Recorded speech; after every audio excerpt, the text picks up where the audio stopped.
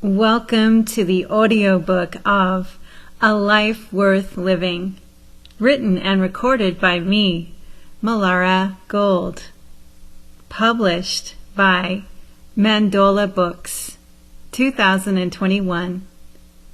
A journey of self-discovery through mindfulness, yoga, and living in awareness. Cultivating understanding and compassion for oneself and others through living in awareness. Practicing the teachings inspired by Chana Desaniyaka has been transformational for me. Invocation by Chana Desaniyaka. I was born in Sri Lanka and raised a Buddhist. As a young man, I practiced in a Buddhist monastery, then to Australia, where I live today and offer teachings we call Uniting Awareness. It is a practice of compassion and presence, interweaving elements of Eastern spirituality, yoga asanas, and psychological insight. In the Buddhist tradition, at the beginning of a ceremony, we put flowers on the altar, light a candle, place burning incense in a bowl of finely filtered ash, and ring the temple gong. To introduce Mellara's book, I shall do the same. The fragrance of the flowers represents innocence, the many dreams we thought would bring us happiness. Placing flowers on the shrine, we realize the body and image we believed ourselves to be are not who we are. Flowers wilt over time, and watching them, we observe impermanence. The body, image, and all things will sooner or later return to the earth. We've traveled far from our original innocence, and witnessing impermanence helps us to remember our life's purpose beyond image and even body. May we realize who we truly are. The candle represents the longing to know ourselves, not just through intellect, but to see and feel what is really inside. This is beyond knowledge, free of gender and any other identity. We can only know this wisdom from within. In light, darkness evaporates, and we see things as they are. The light of the candle signifies truly knowing ourselves and others. Burning incense perfumes all of nature, helping us reconnect with the fragrance of our innermost innocence.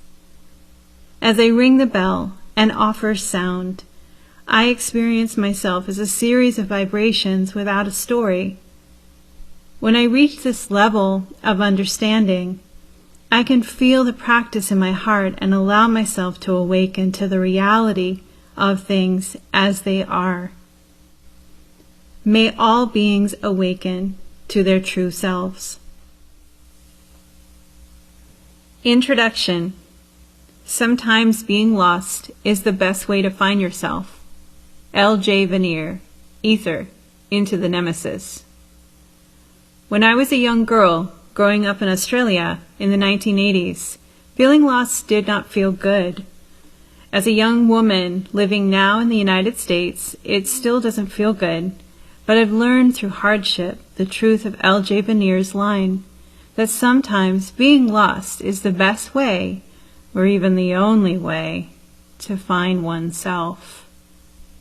Sometimes when I'm feeling this way now, I'll drop into child's pose for a few minutes. If you are a yoga teacher, you might know this position is the place where you finally get a rest and can reflect on what your practice might be trying to teach you. The quietness in the room, your eyes closed, the hum of your breath facilitate reading the barometer of your soul's understanding for that moment. I'm a yoga teacher, yet above anything else, what I love most is being a student of this ancient practice.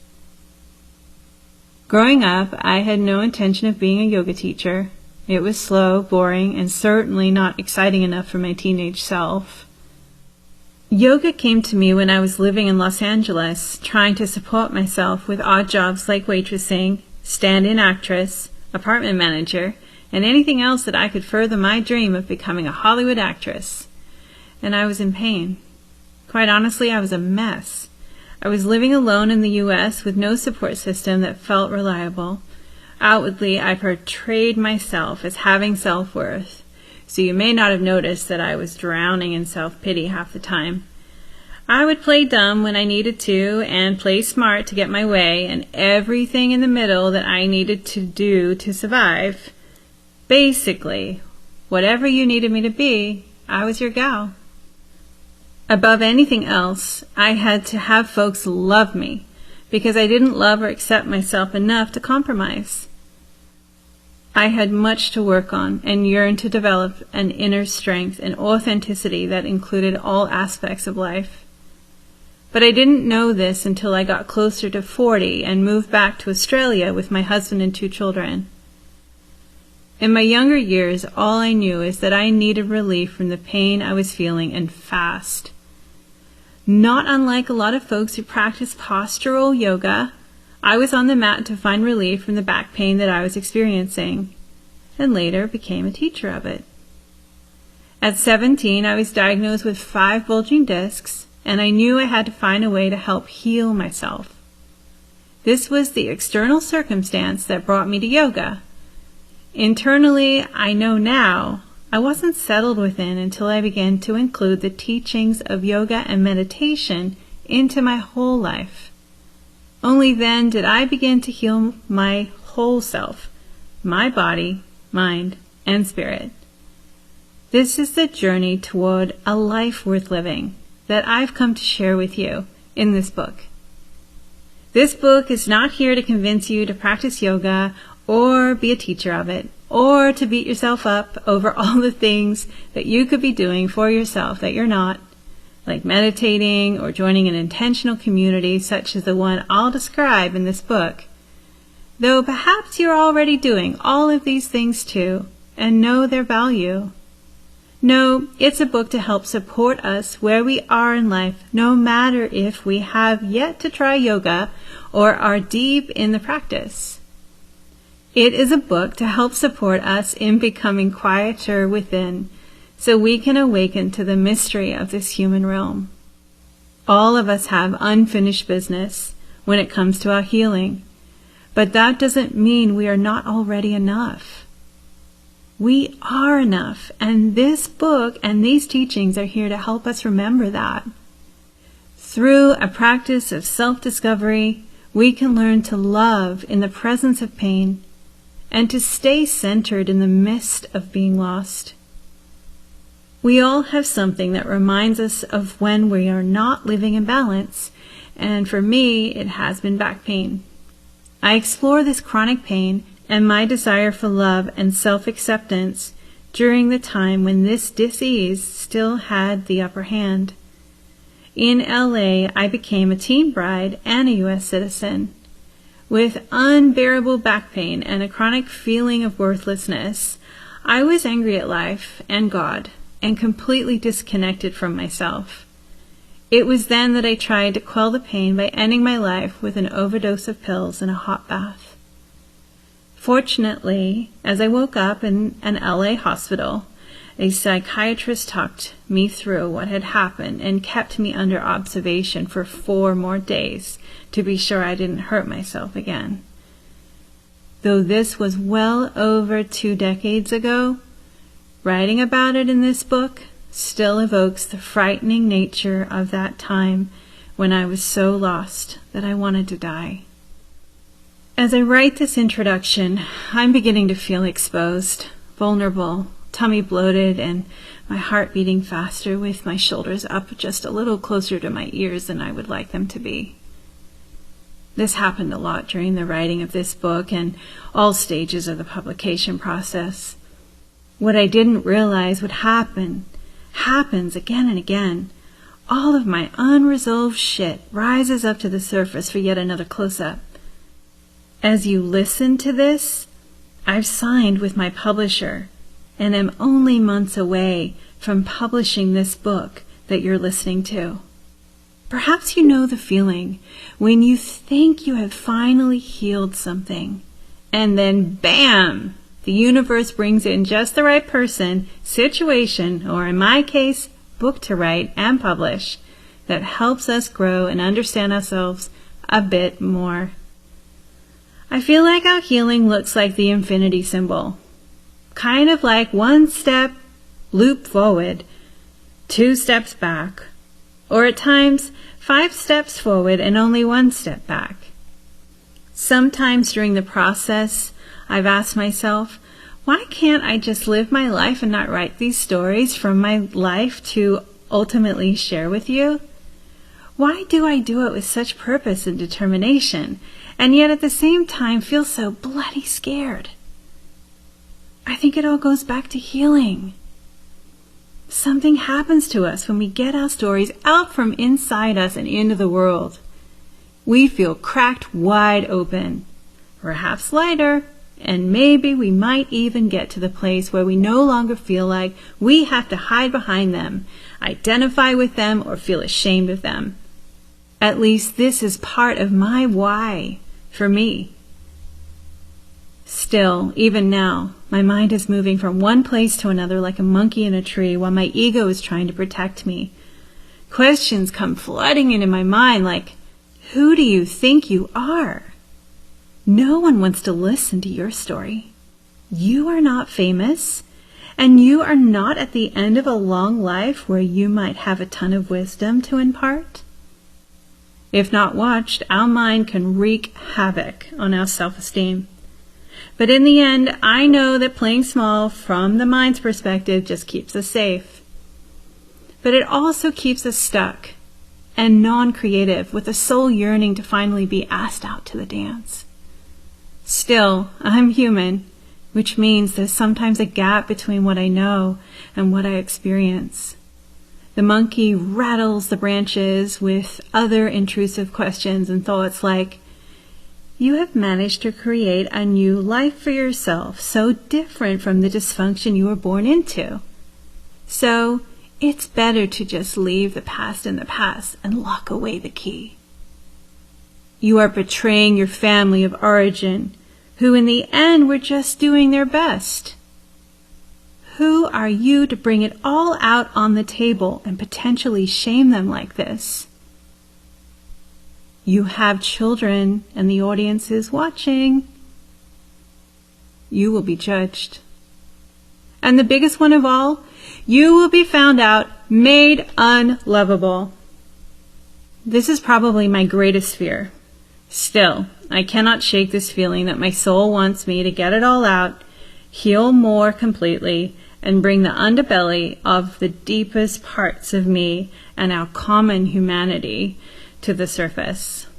Vulnerability certainly lives in my underbelly, and most likely in yours as well, which is why I share this part of my process of bringing this book to you. In 2016, I realized just how vulnerable publication would be. I had completed the first draft of this book and found an incredible editor to polish it up. I remember clearly what I said to him with sweaty palms and my voice shaking. If I give you the whole manuscript to read, to me it is like I'm standing naked in front of a stranger. Afterwards, I felt so embarrassed that I even said that. But it was, and remains true. And yet here I am, still standing. Now, writing these final words in 2021, I understand that I have come so far. I think sometimes we have to acknowledge how far we have come in our healing, because if we don't, we might miss the extra sauce that is waiting for us on the other side of the lessons. My heart knows that it's important to share my ugly, sometimes raw and messy truth with you, that using our voice for change is one of the best things any of us can do to help make our world the place we would like to live in. I'm not sharing my stories for you to feel sorry for me. Trust me, I've done enough of that to fill up many lifetimes of sorrow. No, I'm sharing them and wisdom I've gained along the way because I know I'm not the only one who has felt lost, untrusting, and unworthy. If only more of us could bring our stories to the surface for healing.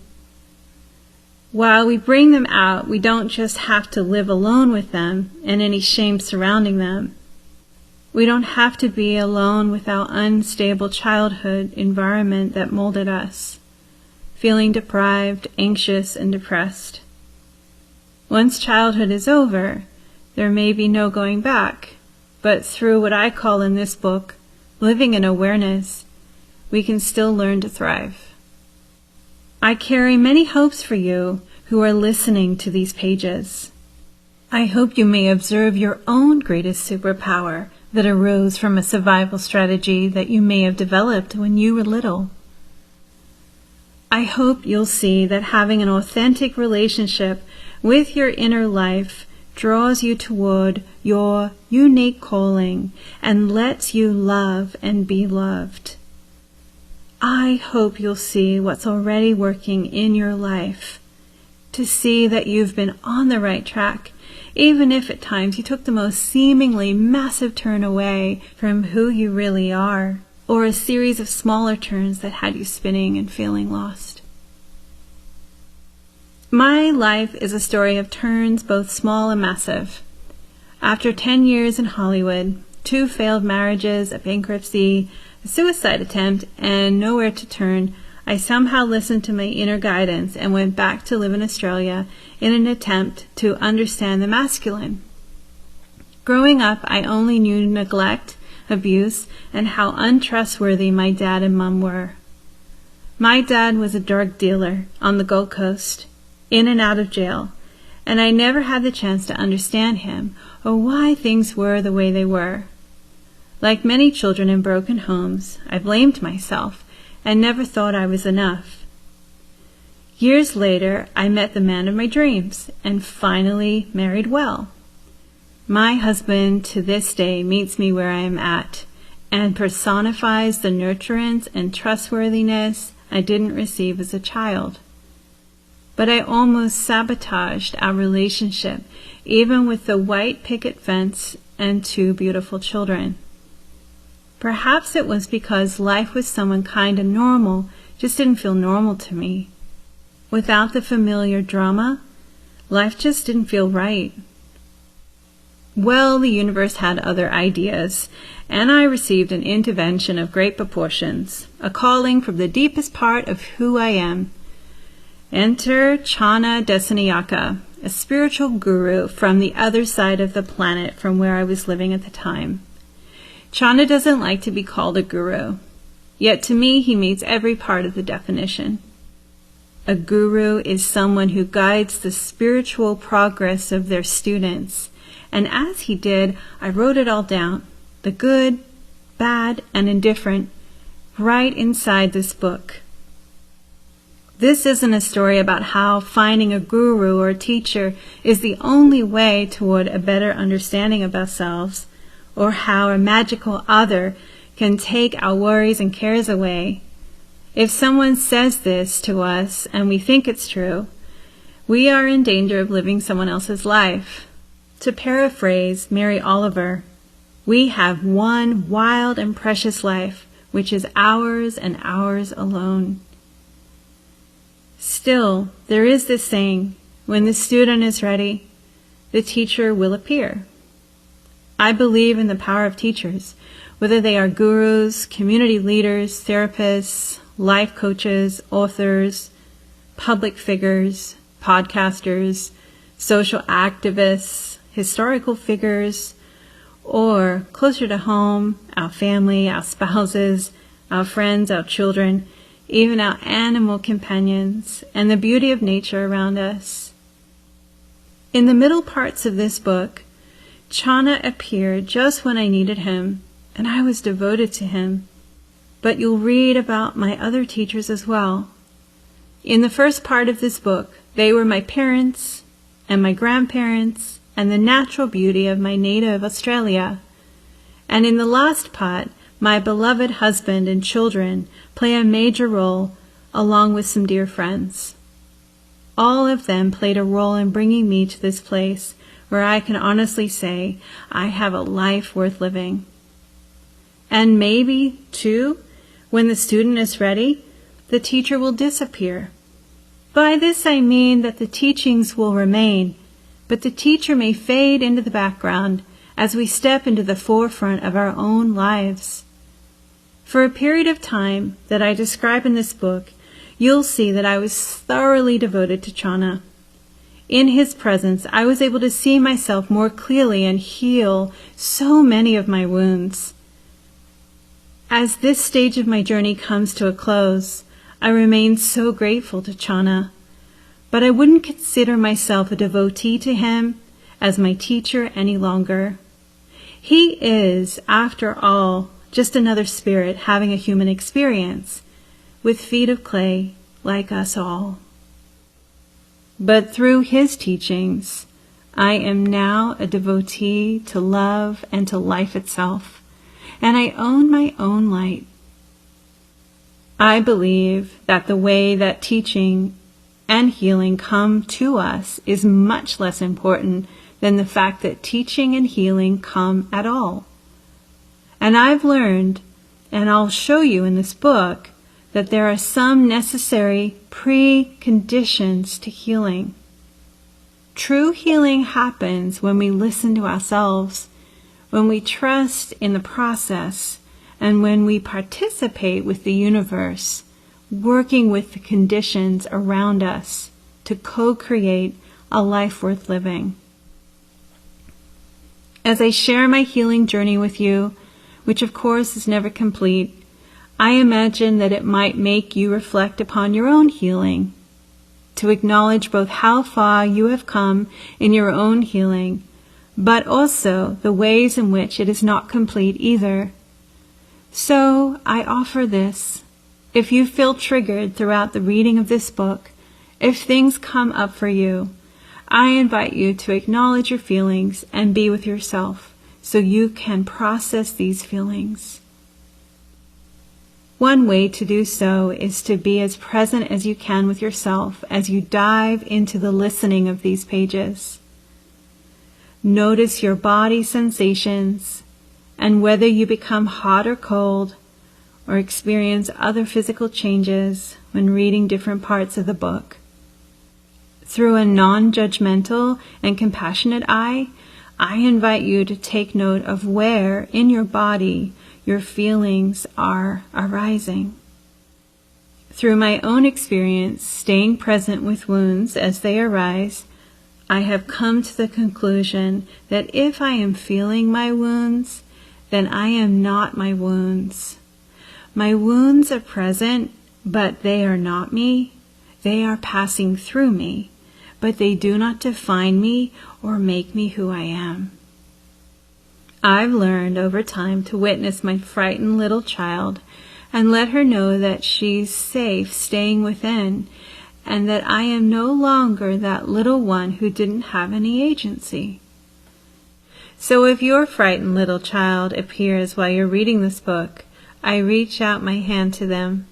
Together we can cheer each other on while venturing into the basement of what it means to be human.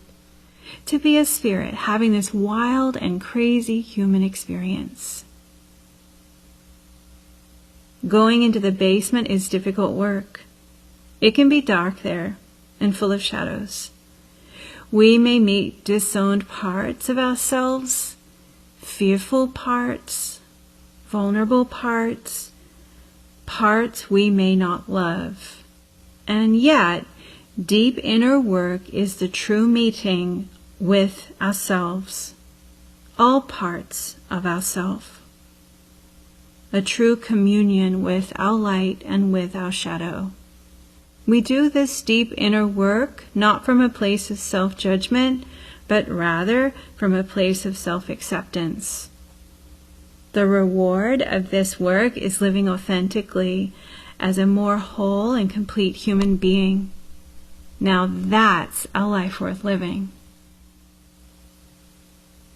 I've found that self-acceptance means I must love all of myself, all of myselves, and not just the sweet parts that my outer world likes to acknowledge the most. At the heart of everything, I am a mother to Leela, Charlie, Rosie, our pup, and little Mellara, who at times needs the same reassurance that I give my family. They are my priorities, along with my husband Mike, with whom I am dedicated to live, love, and laugh my way through all of life's ups and downs. I am also an author, not an authority, but an author, a woman who has been writing my healing journey for years now, with the fervent hope that it will find readers like you and offer you hope, encouragement, companionship, and maybe a little inspiration on your journey toward your most authentic, whole, and loving self. Today I can say that I wholeheartedly believe in myself, and I know that a life worth living is not only possible, but available to me, available to you, right here, right now. In light and love, Mellara Gold.